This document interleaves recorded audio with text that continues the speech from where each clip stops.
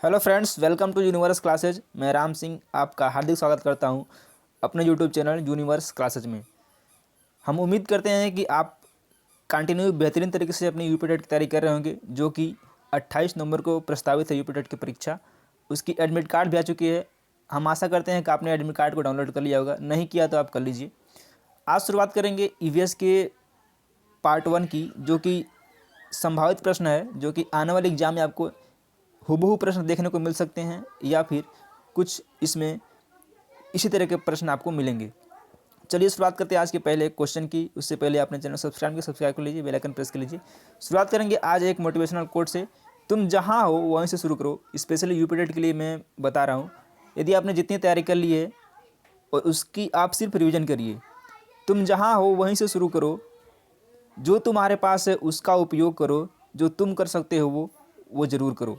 यानी कि अब जो समय बचा है, बहुत ज़्यादा सोचने का समय नहीं है, आपको उसमें बेहतर करने का प्रयास करना चाहिए। बेसिकली यही लाइन का ये मोटो था। तो चलिए शुरुआत करते हैं पहले क्वेश्चन की।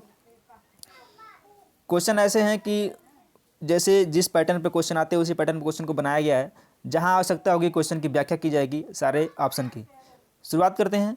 ग्रीन हाउस प्रभाव क्या है? गैसों के वायुमंडल में जमा होने से पृथ्वी के वातावरण का गर्म होना, या फिर अम्लीय वर्षा, काली वर्षा, या फिर उपयुक्त में से कोई नहीं। तो हम जानते हैं गैसों के वायुमंडल में जमा होने से पृथ्वी का जो वातावरण है वो गर्म हो जाता है। ऐसे होता है, मान लीजिए ऊपर से गैसें आई, ये हमारा पृथ्वी है, ये वायुमंडल है। ऊपर से जो गैसें आती हैं तो वो जो वापस नहीं जा पाती हैं, तो वो क्या करती हैं, वो पूरे वायुमंडल को गर्म कर देती हैं। वही ग्रीन हाउस प्रभाव होता है। तो इस तरह से ऑप्शन नंबर ए बिल्कुल सही आंसर है। भिलाई इस्पात संयंत्र कहाँ स्थित है? संभवतः यह क्वेश्चन 2019 में पूछा गया था। तो भिलाई कहाँ पे है? भिलाई छत्तीसगढ़ में है। नेक्स्ट क्वेश्चन, किस देश के संविधान से मौलिक कर्तव्य को लिया गया है? जर्मनी, ये किंगडम नहीं है, जर्मनी, यूएसए, यूएसएसआर, या फिर रूस। तो अब बात करेंगे फंडामेंटल राइट किस भाग में है। तो फंडामेंटल ड्यूटी, एफडी यानी कि फंडामेंटल ड्यूटी, ये भाग 4A में दिया गया है, अनुच्छेद 51A के अंतर्गत, और ये यूएसएसआर के संविधान से लिया गया है। ऑप्शन नंबर सी बिल्कुल राइट आंसर है। रक्तचाप मापने के उपकरण का क्या नाम है? स्फिग्नो, ये स्फिग्नो है, स्फिग्नो मैनोमीटर, ईसीजी थर्मामीटर, या फिर स्टेथोस्कोप। तो जो स्फिग्नो मैनोमीटर होता है, यही जो होता है रक्तचाप यानी कि ब्लड प्रेशर, जिसे हम बीपी बोलते हैं, बीपी मापने का यंत्र होता है या फिर उपकरण होता है। और इसी से क्या होता है, इसी से हृदय से संबंधित इसकी जांच करते हैं। थर्मामीटर से ताप या फिर टेम्परेचर नापते हैं। स्टेथोस्कोप से नाड़ी दर यानी कि जो हमारा पल्स रेट है, नाड़ी की दर होती है, उसको हम ज्ञात करते हैं। और बीपी जो होती है एक मतलब हेल्दी इंसान की नॉर्मली 120/80 यानी कि 120 mmHg होता है, mmHg होता है। होप करते हैं ये क्वेश्चन आपको अच्छा लगा होगा। ध्वनि ज़्यादा तेज़ी से चलती है लकड़ी में, हवा में, पानी में, या फिर निर्वात में। तो ध्वनि जो होती है वो ठोस में ज़्यादा तेज़ी के साथ चलती है। तो इस तरह से ये ऑप्शन नंबर ए इसका बिल्कुल राइट आंसर है। इनमें से कौन सा द्विबीजपत्री पौधा है? सरसों, गन्ना, केला, या फिर बांस। तो इसमें कौन सा है? इसमें है सरसों, यानी कि ऑप्शन नंबर ए बिल्कुल राइट आंसर है। कौन सी बीमारी दूषित जल पीने से फैलती है? टिटनेस, एनीमिया, टाइफाइड, या फिर एड्स। ये तो HIV वायरस से फैलता है, एड्स ये नहीं होगा। टिटनेस होता है, टिटनेस भी नहीं है। एनीमिया तो ब्लड की कमी होती है। और ऑप्शन नंबर सी बचता है, जो कि टाइफाइड होगा, यही राइट आंसर है। निम्नलिखित में से कौन सा जैवमंडल का अजैविक घटक नहीं है? फास्फोरस, कवक, मृदा, या फिर प्रोटीन। इसमें बताना है। यदि आप तो जो जैविक घटक नहीं, इसमें पूछा है अजैविक, तो अजैविक में कवक अजैविक नहीं है, बाकी सारे अजैविक हैं। कवक जैविक के अंतर्गत आता है। निम्नलिखित में से कौन सा शीतोष्ण घास प्रदेश नहीं है? पंपास, प्रेरीज, डाउन्स, या फिर कंपास। बात करते हैं कंपास की। तो कंपास जो है, कंपास प्रेरिज नहीं है, बाकी सारे शीतोष्ण है, बाकी सारे जो कंपास है वो शीतोष्ण नहीं है, बाकी ये 3 शीतोष्ण हैं। और कंपास पाया कहाँ जाता है, ये ब्राज़ील में पाया जाता है। अब बात करते हैं पंपास की, तो पंपास भी कंपास ब्राज़ील में,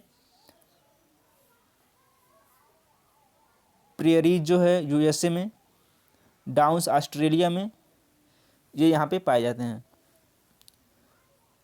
सौर विकिरण की सबसे महत्वपूर्ण भूमिका है जल चक्र में, हाइड्रोजन चक्र में, नाइट्रोजन चक्र में या फिर कार्बन चक्र में।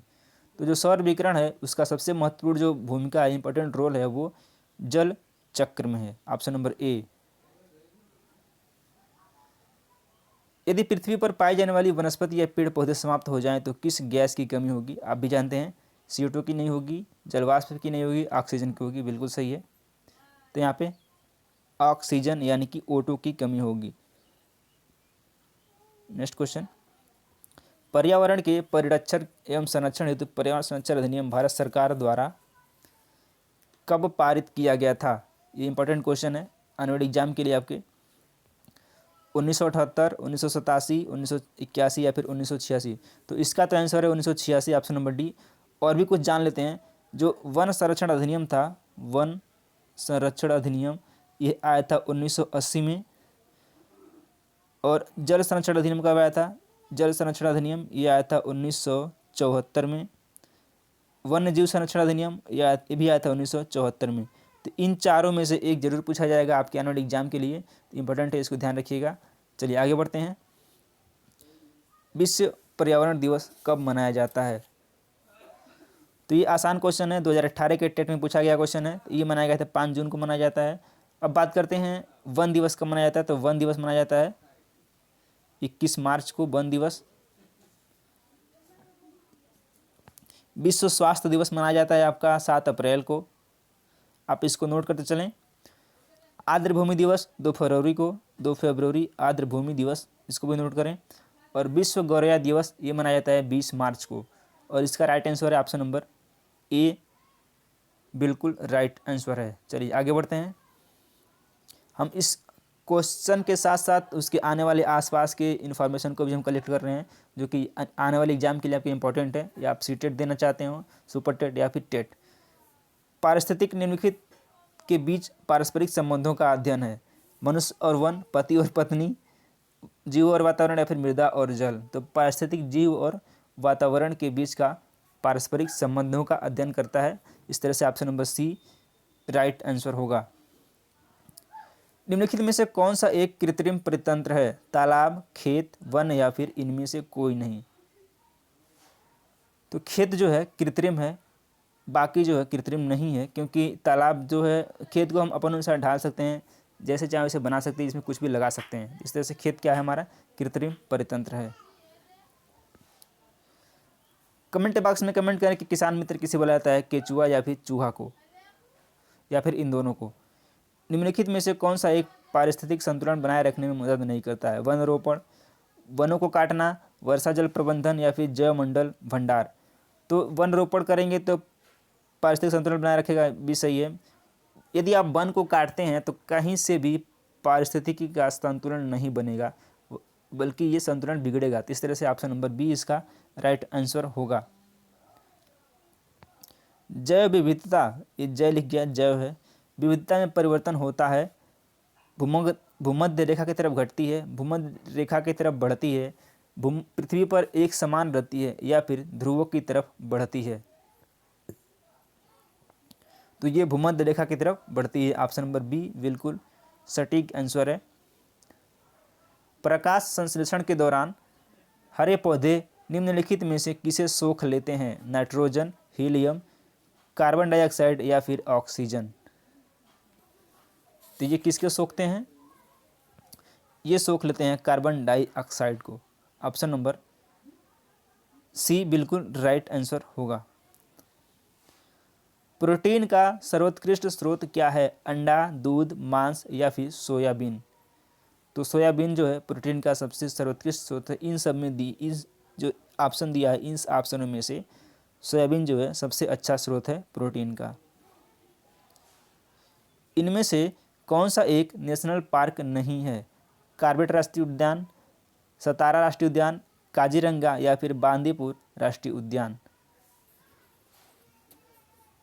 कार्बेट कहाँ पे है? कार्बेट उत्तराखंड में है, यूके, और ये बना था 1936 में, इसको नोट करें। सतारा राष्ट्रीय उद्यान, काजीरंगा राष्ट्रीय उद्यान जो है ये है असम में, जो एक सींग वाले गैंडे के लिए प्रसिद्ध है। बांदीपुर कर्नाटक में है। तो इस तरह से इसका आंसर ऑप्शन नंबर बी सतारा राष्ट्रीय उद्यान है, जो कि नेशनल पार्क नहीं है। आगे बढ़ते हैं। किसी नदी के प्रदूषण स्तर की माप की जाती है बीओडी द्वारा, एटीपी द्वारा या फिर एसटीपी या फिर डब्ल्यूपीएल द्वारा। तो बीओडी द्वारा किसी नदी के प्रदूषण स्तर की माप की जाती है। बायोलॉजिकल ऑक्सीजन डिमांड, इसे बोलते हैं biological oxygen demand. Next question है हमारा, गोवा के दक्षिण का पश्चिमी घाट क्या कहलाता है? कन्नड़, उत्तरी सरकार, कोंकण या फिर मालाबार। तो ये कहलाता है मालाबार। भारत के दक्षिणी प्रायद्वीप में कौन सी नदी देश की दूसरी सबसे बड़ी नदी क्षेत्र का निर्माण करती है? कृष्णा, कावेरी, महानदी या फिर गोदावरी। तो ये करती है गोदावरी नदी, जिसकी लंबाई है 1465 किलोमीटर और इसे दक्षिण गंगा कहते हैं। इसको दक्षिण गंगा के नाम से भी जानते हैं, इसको भी नोट करें, कई बार एग्जाम में पूछा गया है। तो इस तरह से ऑप्शन नंबर डी बिल्कुल राइट आंसर है। नेक्स्ट क्वेश्चन, हमारे संविधान के अनुसार राज्यसभा का कार्यकाल है, इसमें बताना है कि प्रत्येक 5 वर्ष में समाप्त हो जाता है, 2 वर्ष में एक बार समाप्त होता है, या फिर प्रत्येक 6 वर्ष में समाप्त होता है, या फिर समाप्त होने का विषय नहीं है। तो राज्यसभा एक अस्थायी सदन है जो कि समाप्त होने का विषय नहीं है। ऑप्शन नंबर डी इसका राइट आंसर होगा। समाजवादी तथा पंथ निरपेक्ष शब्द संविधान की प्रस्तावना में सम्मिलित किए गए थे। कब किए गए थे? 41वें संशोधन द्वारा नहीं, 93 द्वारा नहीं, 44वें द्वारा नहीं, ये किया गया था 42वें संविधान संशोधन 1976 द्वारा। ऑप्शन नंबर डी बिल्कुल राइट आंसर है। बबूल, खैर और खिजड़ी निम्नलिखित में से किससे संबंधित हैं? उष्णकटिबंधीय कटीले वन, उष्णकटिबंधीय शुष्क पर्णपाती वन, उष्णकटिबंधीय सदाहरित वन या फिर उष्णकटिबंधीय चीड़ वनों से। तो ये संबंधित हैं उष्णकटिबंधीय कटीले वनों से। ऑप्शन नंबर डी ए बिल्कुल राइट आंसर है, क्योंकि बबूल में कांटे होते हैं, खिजड़ी में भी इस तरह होते हैं, इस तरह से ये उष्णकटिबंधीय कटीले वन से संबंधित है। ऑप्शन नंबर ए इसका राइट आंसर होगा। सागरीय जल में सर्वाधिक मात्रा में क्या पाया जाता है? Potassium sulphate, calcium carbonate, calcium chloride या फिर सोडियम क्लोराइड। तो इसमें जो सबसे ज़्यादा पाया जाता है वो पाया जाता है सोडियम क्लोराइड NaCl, लगभग 78% ये पाया जाता है। ऑप्शन नंबर डी बिल्कुल राइट आंसर होगा। कार्बन डेटिंग विधि प्रयुक्त की जाती है वस्तु की पहचान करने में, लिपि को पहचानने में, वस्तु की आयु ज्ञात करने में या फिर स्थान ज्ञात करने में। तो ये क्या आती है? वस्तु की आयु ज्ञात करने में। ऑप्शन नंबर सी इसका राइट आंसर होगा। सेकंड लास्ट क्वेश्चन, निम्नलिखित में से कौन सा एक वायु प्रदूषण के जैविक सूचक का कार्य करता है? मनी प्लांट नहीं, फन नहीं, अमरबेल नहीं, लाइकेन। ऑप्शन नंबर डी बिल्कुल राइट आंसर होगा। बढ़ते हैं आज के लास्ट क्वेश्चन पे। रामसर सम्मेलन संबंधित है आर्द्र भूमि संरक्षण से, ओजोन परत संरक्षण से, कीटनाशक प्रदूषण से या फिर जलवायु परिवर्तन से। तो यह जो है संबंधित है आर्द्र भूमि संरक्षण से, जो कि ऑप्शन नंबर ए में ही उपस्थित है। उम्मीद करते हैं वीडियो को पसंद आएगा। वीडियो पसंद आए तो वीडियो को लाइक करें, चैनल को सब्सक्राइब जरूर करें, जिससे कि आपको आने वाली वीडियो की नोटिफिकेशन सबसे पहले मिले। और यह वीडियो देखने के लिए आप सभी का बहुत बहुत धन्यवाद। आपका दिन शुभ हो। हम जो है आज डिस्कस करने वाले हैं लगभग 9 बजे रात में वीडियो जाएगा, जिसमें हम कवर करेंगे कि आप बचे हुए एक हफ्ते में यदि आपकी तैयारी बहुत अच्छी नहीं है फिर भी आप जो है मैक्सिमम स्कोर कैसे ला सकते हैं यूपी टेट में। तो आप जो है 9 बजे ज़रूर उपस्थित हों और वीडियो को देखें। धन्यवाद।